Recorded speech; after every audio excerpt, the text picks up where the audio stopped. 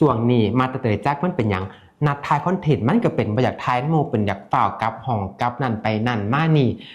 ตำก็เลยมันเข้าประซุ่มเข้าห้องดำถามมาฟังกันเบิงบา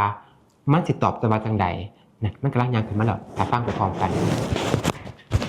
เอานางมาให้ฉันถามดูมันเป็นจังใดให้ฉันถามดูว่าเวลาที่นัดทายคอนเทนต์เนี่ยเป็นอย่างคือต้องเปล่าไปนั่นเปล่ามานี่เป็นอย่างคือบ่ให้ความหล่อมมือกับหมู่อันช่วงนี้หมู่มาหาก็มีนัดกับหมู่แล้วก็นัดเฮ็ดฟันนำจังซี่แม่คือเข้าใจอยู่ว่าหมู่มาหาแต่ว่าฉันบ่เข้าใจว่า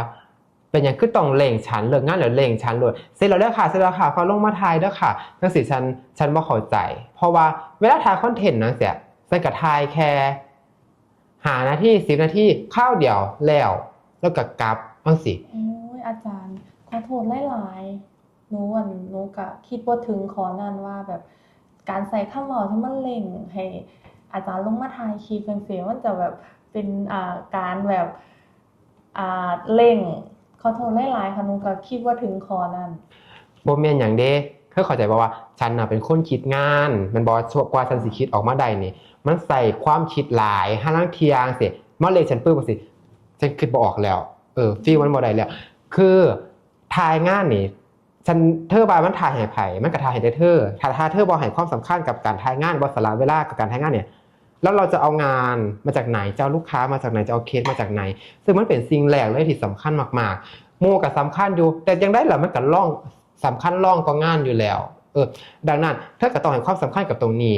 แล้วเธอก็อย่าลืมได้ว่ากว่าเธอสิมาอยู่หม้องนี้ได้นะเธอมาในตำแหน่งครูซอยมาในตำแหน่งครูซอยเราเขินว่าเป็นสร้างเที่ยแหลกกับซักคิวแค่1,500มาแต่ที่นี่ซุมื้อนี่ซักคิว5สโตก 8,000เธอน่ะเคยฮอดไปรับงานเองมาแล้วเป็นสร้างเองมาแล้วเปิดร้านก็เคยเปิดมาแล้วเธอก็ฮู้แม่นบ่ว่ามันลำบากส่ำใดค่ะนั่นล่ะแล้วฉันคนกว่าสิดันเธอมาได้ปานเนี่ยฉันก็ลำบากคือกันฉันแฮงลำบากคักดังนั้นอีหยังเล็กๆน้อยๆจังซี่เฮาซอยกันได้เฮาสละกันได้5 นาที10 นาทีจังซี่เฮาก็ต้องสละซอยกันบ่ซั่นอนาคตเฮาก็สิลำบากงาน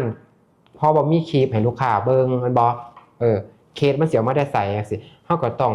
คำนึงแล้วก็ให้ความสำคัญกับตรงนี้หลายๆขอโทษหลายๆค่ะอาจารย์หนูก็ยังเป็นคนเก่านั่นแหละหนูก็คิดถึงขอนี้บ่เคยลืมเลยก็มันก็บางเที่ยหนูอาจจะคิดบ่ถึงตรงนั้นผิดพลาดตรงนั้นขอโทษหลายๆค่ะอันดังนั้นอย่าเลงฉันแล้วก็อันใดสละได้เฮาก็สละเพื่อโตเจ้าของเองเพื่อส่วนร่วม